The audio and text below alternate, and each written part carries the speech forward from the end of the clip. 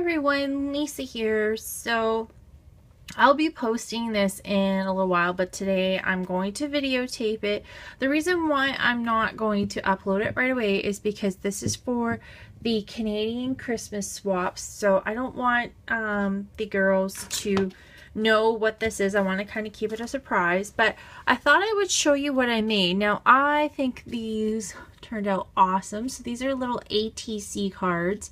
So they are, I think, 2.5 by 3.5. So I thought I would just kind of explain to you what I did to make all 4 of these. Now, the only one that's different is this one, and it's the bow is just different because I ran out of the polka dot paper and I was just going to use whatever I had. So the first thing I used is, oops, dropping paper here. What I actually used was, this is the Tim Holtz Distress watercolor paper. So I just cut it down to those sizes. So I only really used 2 because I could get 2 out of 1 sheet, and then I just had little scraps left over. So I cut those, and then what I did is I took this distress ink, distress stain, and I just put it down on the mat. Oh, sorry. No, I lie. Let me start over. Okay, so I cut these up.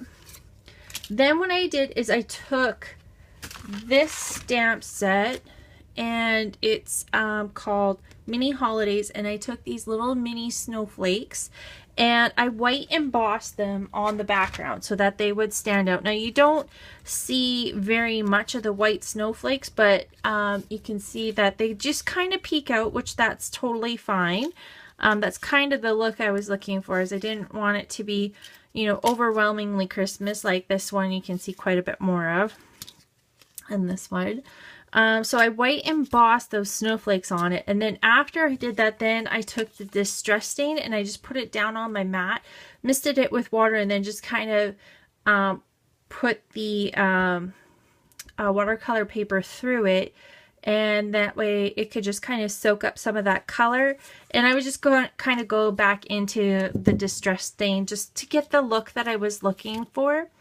And then after that, then I just went around the edges with vintage photos. So that was just my background. Now, again, you don't see a lot of it, but it's just kind of to give you a background look. So, and then you can't even really see them, but I did take a stamp, and if you can see that, I'm not even sure, but I stamped in the corner, but you can't really even see it. So I don't even know why I bothered, but anyway, that's neither here nor there. So now that was our background. So then for the rosette, I actually took the Tim Holtz rosette die, and I used this bigger one in here. And for paper, I just went into any of my Tim Holtz papers, and I just looked for something very plain, like letter text, something like that. Or even something like this. I just went through and grabbed a couple different strips, and this is a brand new paper pack, but I just found some ones that were really old just to kind of use them up. So I made the rosettes. Then the next thing I did was I took, for my banner, I again took a very plain piece of paper. This might even have been white, I think it was, or cream. Actually, I think it was cream. And then I just took some cream cardstock and cut out all these strips because I wasn't sure which one I was going to use. And I ended up using this one here. It's like one of the, I think it's the second largest one. So it's this one here. And then I just, again, inked up around the edges. And then for the Merry Christmas, I went to this stamp set, and this is called Mini Holidays, and I took this Merry Christmas there, and I just stamped it in, I think, jet black archival ink. So that's what I did for that. And then for all of these little accent pieces on the background, I actually ended up using this here, and it's called Festive Greenery. So I just took... I don't have the whole collection out, but this is the Craft Core Nostalgic Collection. So it's got a craft core instead of the white core, and then you can just sand it. So I just took several different colors of the craft core and then just sanded the edges of them and then distressed them. And then for this, oops, that doesn't belong in there. Then for this 25, which I thought I left out, but I guess I didn't. These are all the extra little dies that you get. The little, what do they call them? Movers and shakers. I just keep them in a little Ziploc bag. And it's a little mover and shaker die. Let me see if I can find it here. Should be in here. And if not, then it fell to the bottom of the box. But it's a mover and shaker die that has the number 25 on it. Let's see if I can find it. Here it is. Okay, so this is the mover and shaker die, and it's, you know, the number 25. So to kind of make life a little bit easier for myself, because you know how fun glitter is, what I actually did is I just took a piece of heavier cardstock.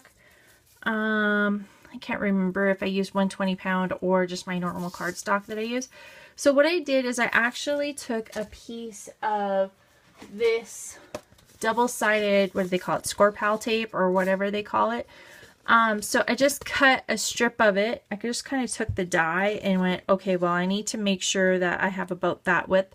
So then I just cut it straight across, and then I just put it down on the paper and then poured the glitter over top and then burnished the glitter in. And for the glitter, I used the Dry Fine glitter. See, there we go, and it's the color Platinum. So it's kind of a very more vintage looking gold color.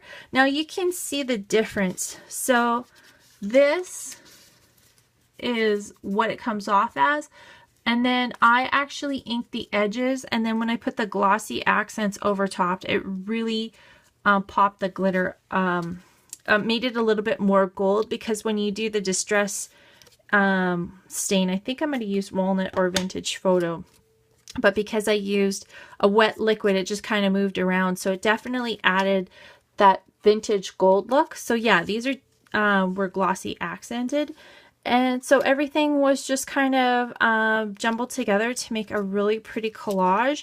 I don't have the backside done yet. I'm just gonna layer a really nice piece of paper on the backside and then just write a little note on it, just something later. So then those are all done and ready to be sent out to my swap partners.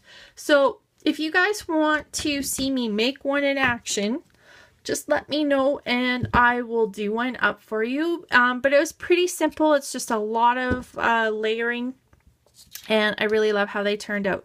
So thank you for watching. Bye.